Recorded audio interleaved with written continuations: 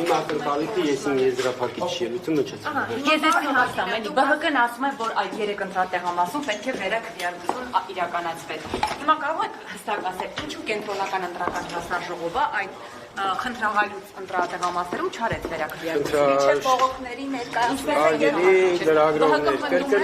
կրկնում են կենտրոնական ընտրական հանձնաժողովը իր տեսակետը ներկայացրել է թե բացատրություններով, թե նաև եզրափակիչ ելույթով։ Ամեն ինչ ներկայացված է եւ մնացածը չէ դժուր ջան, ես կրկնում եմ հարգելի լրագրողներ, հարգելի լրագրողներ, կրկնում եմ, խոսենք սահմանադրական դատարանի որոշումից հետո։ Որոշումն է հայտնի լինելու։ Որոշումն է լինելու։ Հարգելի լրագրողներ, սահմանադրական դատարանի որոշումը կլինի եւ կտեսնենք ում փաստարկներն են ճիշտ, ում սխալ։ Մի այսպիսի հարցական հովակի։ Հարգելի լրագրողներ, քաղաքացիները, որոնք ընտրել են, իրենց ձայները իմաստացնում են, հարգելի լրագրողներ,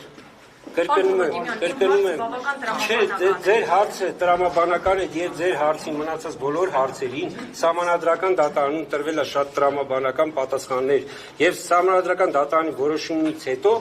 նոր մենք կասենք կենտրոնական ընտրական հանձնաժողովի պատասխաններ ճիշտ թե դիմումատուի դիմումը։ Ուղղակի նայեք, դուք ասում եք, որ թույլ տվեք ես վերադառնամ իմ աշխատանքների ելքի վրա ազդեցություն չէին կարող ունենալ, բայց այդ 3 ընտրատեղամասերի արդյունքներով էր հենց, որ Բարգավաճ Հայաստան ոչ 3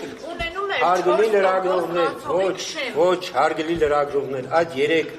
տեղամասերում որևէ քաղաքական ուժ, որևէ ձայն չունեցել։ Քանի որ այո, ըստ ընտրական օրենսգրքի 0 է, որովհետև այն խախտումները, որ արձանագրվել, ընտրական օրենսգիրքը ասում է, որ նման դեպքերում այդ տեղամասում միակ թիվը անչստությունների թիվն է, որը որ հավասար է մասնակցության թվին։ Այսինքն որևէ մեկը չի կարող ասել, որ այդ տեղամասում որ քաղաքական ուժը որքան ձայն է ստացել։ Հենց սա ընտրական օրենսգիրքի պահանջն է, սա իմ ասածը չի, սա ընտրական օրենսգիրքով է արձանագրված եւ ինձ թույլ տվեք ես վերադառնամ իմ աշխատանքին։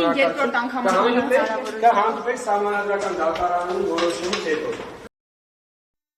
Հավանիչ տեսանյութը եւ բաժանորդագրվիչ նորությունները բաց չթողնելու համար։